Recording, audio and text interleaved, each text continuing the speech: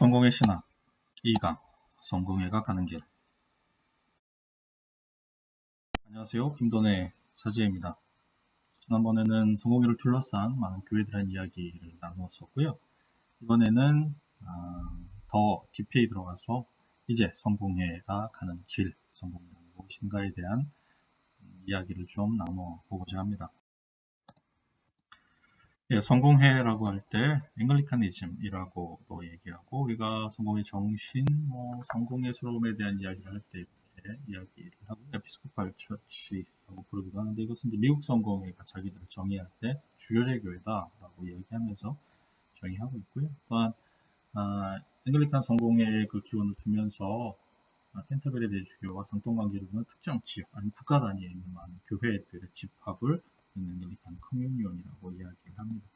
그리고 우리 한자권에 있는 우리들은 성공회라고 하는데, 이것은 여러분들이 잘 아시는 것처럼 사도신경에 나오는 하나의 거룩한 공교회다라고 얘기할 때 거기서 나온 거룩할 성자와 공번될 공자, 그리고 회자, 이거를 함께 모듬어서 우리를 성공회라고 표현을 하는 거죠. 그리고 우리는 사도로부터 이어오는 하나이며 거룩한 공교회입니다. 우리의 사명은 모든 사람과 하느님과의 일치를 회복시키고 그리스도 안에서 서로 연합하게 하는 것입니다. 라고 서교 홈페이지는 우리 스스로 정의하고 있습니다. 성공의 성격을 보여준 에피소드 한 가지를 이렇게 이야기 나눠보고 싶은데요. 생뚱맞긴 한데, 유나이티드 프레스비텔리안 처치라고 하는 것과 퍼스트 유나이티드 메소디스트 처치에 관계된 내용인데, 보시면 알다시피 앞에 유나이티드가 붙어 있다는 거예요. 앞에는 연합장로교회, 뒤에 거는 연합감리교회라고 하는 거죠. 왜 이들 옆에 연합이 붙어 있을까? 이것은 이들이 남북전쟁 때는 북장로교회, 남장로교회, 그 다음에 북감리교, 남감리교회로 있다가 전쟁이 끝난 이후에 유나이티드 되었다, 연합되어졌다고 하는 것이죠. 그런데 성공회는 그렇지 않고, 일이 있었냐면 남북전쟁이 벌어졌어요.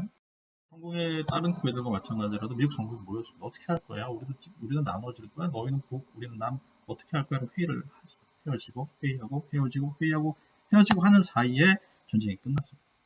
통일이 된 거죠. 하나의 미국이 됐습니다. 찢어질 이유가 없었어요. 마지막에 모여서 우리는 찢어질 필요가 없네. 그럼 우리는 하나의 교회로 이루자. 이게 성공회라고 하는 거예요. 남들이 다 찢어져도 성공회는 오래 참고 기다리고 대화하고 이야기하고 서로를 이해하고 대화하는 전통들이 우리 안에 있더라. 왜 그런 전통을 갖게 됐는지 오늘 우리 성공의 신학에 대해서 이야기를 나눌 텐데, 그것은 바로 비아미디아라고 우리가 모두가 알고 있는 이 가장 근본적인 정신 때문이라고 하는 것입니다.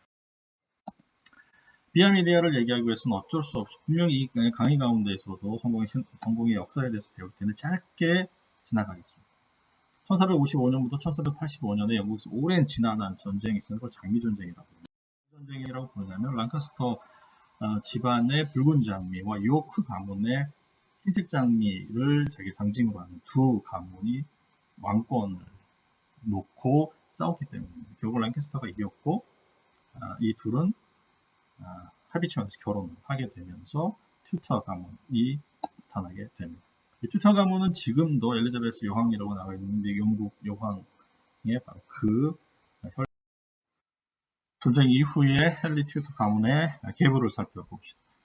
헨리 7세는 전쟁에서 이긴 요크 가문의 공주인 엘리자베스와 결혼을 하게 됩니다. 그리고 첫 번째 아들인 아서 튜터를 낳게 되는 거죠. 그리고 둘째인 헨리 8세 불리우는 둘째를 낳게 됩니다. 그리고 캐서린을 첫째 며느리로 얻게 되는 거죠. 그런데 아서가 죽게 되고, 둘 사이에서는 메리를 낳게 됩니다. 근데 아들이 없어요. 그래서 새로운 아내를 얻게 되고, 그를 통해서 엘리자베스를 낳게 됩니다.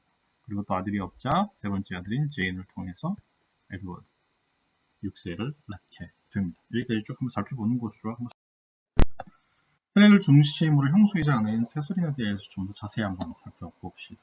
말씀드렸던 것처럼 첫째인 아스 튜어더가 캐서린과 결혼을 했습니다. 캐서린은 아라곤이라고 하는 지금의 스페인 당시 최고의 선진국이었던 거죠. 막강한 강대국이었던. 그러다 보니까 그 공주이다 보니까 많은 지차국을 가지고 왔단 말이에요. 헨리 7세는 이 돈으로 영국을 재건하고 싶어 했습니다. 그런데 아버지가 죽어버립니다. 그렇게 되니까 졸주의 과부가 되버린 캐서린은 다시 자기가 가져온 모든 것들을 가지고 다시 자기 쪽 나라로 되돌아가고 싶은 거죠. 그랬을 때 헨리 7세는 왕권을 승계할 목적으로 캐서린을 붙잡아 두고자 합니다. 그러면서 헨리 8세와 결혼을 시키는 것이죠. 그런데 아들을 얻지 못한 거예요. 첫째 메리만 낳고 아들을 얻지 못하게 되자 헨리 8세는 캐서린을 버리고 새로운 아내를 얻기를 원합니다. 그러기 위해서는 혼인 무효할 방법을 찾아야 하는데 그것은 오직 교황만 가능했던 거죠. 그런데 교황은 그것을 인정해 주지 않습니다. 왜? 당시 신성 로마 제국의 황제가 카를 5세였습니다. 그가 캐서린의 조카였던 거죠. 어떤 조카가 이모가 소박받아서 온 걸 좋아하겠어요. 그런데 이 신성 로마 제국이 바로 교황의 목줄을 붙잡고 있었기 때문에 교황은 카를 5세의 영향력 아래 헨리 8세가 원하는 어떤 말도 해줄 수 없었던 거죠. 그래서 헨리 8세는 대학들에게 로마가 지닌 권한에 대해 면밀히 검토하게 합니다. 성서에 있는 금지 명령, 제 형제의 아내를 데리고 사는 것은 불법적인 것이라는 레위기 20장 21절을 재확인하라는 요구를 대하게 했다는 것입니다. 결론은 교황은 이를 면제할 어떠한 권한도 없다라는 것이었습니다. 그래서 캐서린이 헨리와 결혼 전에 헨리의 형 아소와 이미 결혼했기 때문에 헨리의 결혼은 무효라고 학교들이 선언해 준 것입니다. 다시 토마스 크레머 대주교는 대학들이 내놓은 견해들을 모아서 헨리 8세에게 유리하게 조율합니다. 이와 동시에 헨리의 법률가들은 교회 법을 판단하는데 지역 국가의 결정으로 충분하다면서, 그러니까 영국만의 결정으로 충분하다면서 잉글랜드가 로마에서 합법적으로 완전히 독립된 국가라고 주장하기 하면서 주장령이라고 하는 것을 선포하죠. 1534년 헨리 8세가 로마 교황 청구의 관계를 단절하고 영국 교회를 관리하는 모든 권한이 왕 자신에게 있음을 선포한 법령. 근데 그것이 어떻게 가능했을까요? 단지 그냥 왕이 선언하면 될까요? 그렇지 않았다고 하는 거예요. 영국 교회 자체가 민족적인 교회, 카톨릭과 다른 이면의 민족적인 자기 정체성을 켈틱 기독교라고 하는 것으로 아주 오래전부터 가지고 있어 왔다라고 하는 것이고, 또 이미 대륙에서는 종교 개혁이 이루어졌고 대륙에서 많은 핍박받던 종교 개혁가들이 그 칼을 피해서 영국으로 피신해 왔는데, 피신해 와서 많은 대학들의 신학자들과 많은 성직자들과 교류하기 시작했고, 많은 이들이 이미 개신교적인 사상을 자기 신앙 사상으로 가지고 있었기 때문에 토마스 크레머와 함께 이 일들을 도모할 수 있었던 것이죠.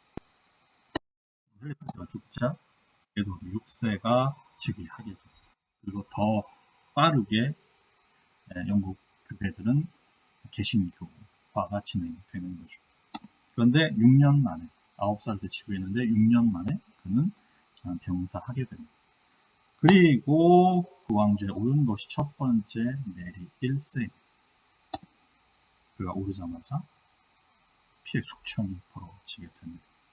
그는 단 몇 개월 만에 300명의 개신교 진영의 사람들을 단체로 보냅니다. 하지만 그녀 역시 단 5년 만에 숨을 거두게 되고요. 그의 왕좌에 오르는 게 엘리자베스 1세, 지금의 영국을 가장 화려하게 부활시킨 장본인이라고 할 수 있는 것이죠. 그리고 그가 내세웠던 신앙 사상이 기아 메디아라고 할 수 있습니다. 사실은 많은 이들이 헨리 8세로부터 성공이 시작되어졌다고 얘기하지만, 사실 실제적인 성공이 시작된 건 다름 아닌 이 엘리자베스 시대라고 할 수 있는 것이죠. 우리는 디아 메디아를 한자어로 중용이라고 합니다. 이것은 중국의 어떤 철학에도 나와 있는 건데요. 똑같다고는 얘기할 수 없지만 이렇게도 얘기할 수 있는 거죠. 지나치게 모자라지 않고 한쪽으로 치우치지 않는 현명한 행동의 도구라고 하는 것입니다. 그 이유는 여러분들 지금 제가 설명드렸다시피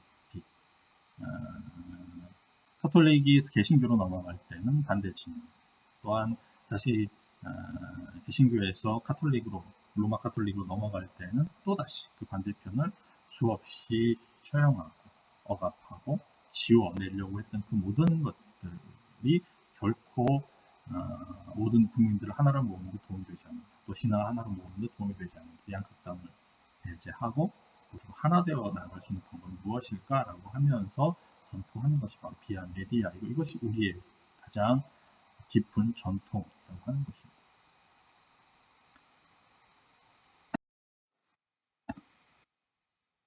그렇다면 우리는 카톨릭이나 개신교라고 묻는 사람들이 있습니다. 그럼 카톨릭이 무엇이고 성공회가 무엇인지를 살펴보아야 되겠죠. 카톨릭은 천주교회를 일컫는 이유가 아니라고 하는 거예요. 잠깐 착각하게 됩니다. 이것은 공통주의고 보편주의고 공본주의고 일반적이다라고 하는 널리 알려진이라고 하는 등의 뜻을 가진 단어입니다. 그리스어의 형용사 카톨리코스에서 유래한 것이고요. 기독교에서 교회와 함께 가장 많이 사용되어져 왔다고 하는 것입니다. 원래 예수 그리스도를 고백하고 사도들이 전한 복음을 따르는 교회에 붙이던 용어입니다. 보편교회 전통을 의미하는 용어로 사용된 단어가 카톨릭이라고 하는 것입니다. 그러니까 공교회라고 얘기하는 그 단어가 바로 카톨릭입니다. 교회에 대해서도 한번 알아보죠. 또는 프로테스탄티즘에 대해서도 한번 알아보겠습니다. 16세기 우리 마틴 루터가 당시 교황을 중심으로 하는 소유력 정치, 면죄부 판매, 연옥에 대한 교황법 주장, 그리고 공론사상을 비판하는 내용의 95개조 반박문을 발표하면서 종교개혁이 시작되었습니다. 오직 성소, 오직 은혜, 오직 믿음을 강조함으로써 부패한 교황 제도 중심의 서방교회를 새롭게 개혁시키고자 했던 이 종교개혁 운동이 탄생한 교회들을 개신교라고 칭합니다. 그래서 전공에는 카톨릭 프로테스탄트 카톨릭, 전공에는 개혁한 카톨릭이야 아니면 카톨릭 전통을 유지한 개신교회라고 부를 수 있는 것입니다. 성공회를 가장 대표하는 세 가지를 얘기한다면 성서, 의성, 전통이라고 얘기할 수 있을 거죠. 차분히 이 어떤 의미로 성공이 깊숙이 내려져 있는지 한번 살펴보도록 하겠습니다. 성서라고 하는 것. 많은 이들이 이렇게 얘기합니다. 성서지상주의. 성서만 있으면 돼. 다른 어떤 지식도 필요 없어라고 얘기하는 교단들이 있습니다. 문자 사실주의. 성경 안에 있는 모든 문자는 사실이야. 거짓 하나도 성경에 담겨있지 않소. 얘기하는 사람들도 있습니다. 성서 무엇론? 성서는 그 안에 있는 모든 것들이 진실이기 때문에 어떠한 실수도 실패도 오류도 담겨져 있지 않다라고 이야기하는 사람들이 있어요. 왜냐하면 또 그들의 주장 가운데서 축제연검설이라고 해서 하나님이 어떠한 인간에게 직접적으로 들어가서 그의 모든 것들을 배제하고 하나님이 직접 원하는 것들을 글을 이용해서 썼다라고 하는 것들을 주장하는 사람들이 있다고 하는 것입니다. 성공회는 이런 것들을 믿지 않습니다. 성공회가 이해하는 성서는 성령의 영감을 받았을 때 인간이 쓴 책임으로 시대와 문화의 제약을 받는다고 이해합니다. 성서는 구원에 필요한 모든 것을 담고 있으며 신앙의 규칙이며 궁극적인 기준이라고 우리는 고백합니다.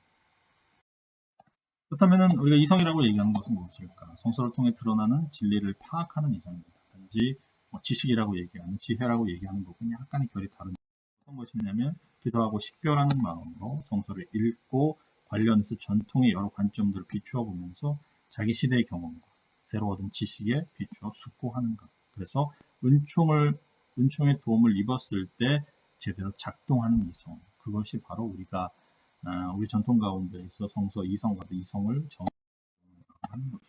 그럼 우리가 성서, 이성, 전통이라고 했을 때 전통이 이야기하는 것은 무엇입니까? 전통은 고대성, 즉 분열 이전의 초대교회를 의미하는데 대체적으로 5세기 이전 교회들을 이야기하고 있습니다.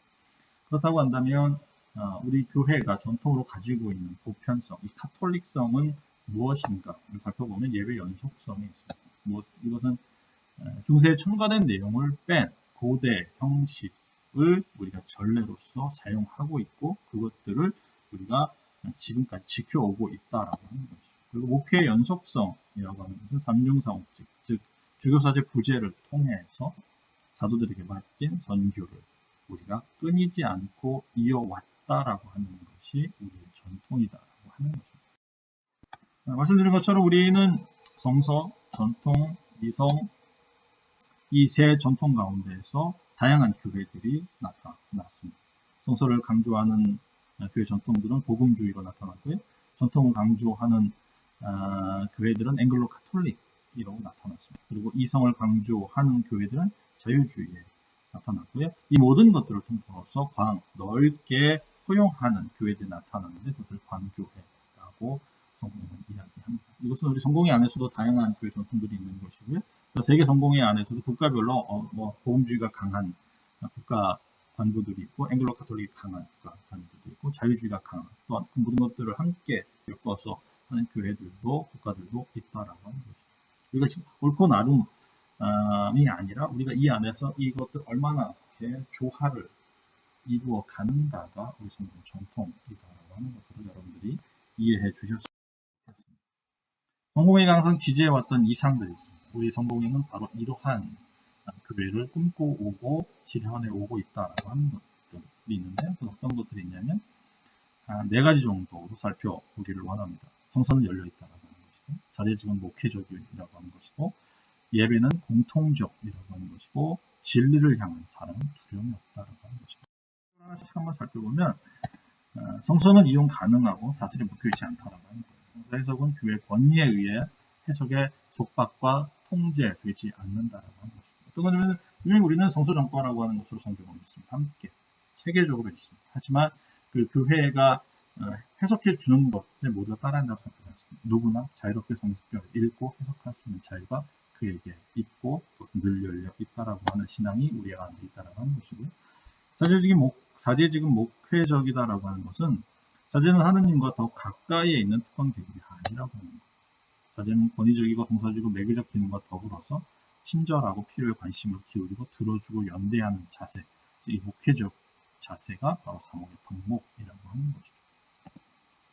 예비는 공통적이다라고 했을 때 교회라고 하는 공동체가 함께 나누는 것으로 포괄적 참여가 필수적이라고 하는 거예요. 언제나 우리는 모든 분파주의적 경향에 저항합니다. 여러분들이 잘 아시는 것처럼 신부님 혼자서 감사성찬에 드릴 수 없죠. 우리는 공동체가 없이는 예배를 드릴 수가 없습니다. 2사람 이상이 아니면 예배를 감사성찬을 드릴 수 없다라고 하는 것이죠. 그리고 앞서 우리가 에피소드를 말씀드렸듯이 우리는 서로 찢어지고 분파하고 서로 나뉘는 것들을 좋아하지 않습니다. 우리는 끝까지 그런 경향에 저항하고 하나가 되려고 함께 모여 예배드리기를 우리는 원하는 교회가 바로 성공회라고 하는 것이죠. 진리를 향한 사랑은 두려움이 없다라고 하는 것은 진리에 대한 학문적 추구와 양심적 증언이 늘 보고받는다고 하는 거예요. 성공의 신학은 학문적 성실성에 특별한 가치를 두어 왔으며 상당히 넓은 폭을 가지고 다양한 신학적 의견을 주장할 수 있도록 포용해 왔습니다. 이것이 바로 포용성이라고 하는 말로 성공회는 스스로를 그리스도교의 최고의 형태로 찬양하라고 보낸받은 교회가 아니고 반대로 자신의 부서진 모습을 통해서 모든 것이 그 안에서 사라지게 되는 보편교회를 가리키도록 보낸받은 교회라고 하는 것입니다. 우리는 우리 스스로 잘났다고 얘기하지 않습니다. 우리가 다른 어떤 교회보다 더 좋은 교회라고 얘기하지 않습니다.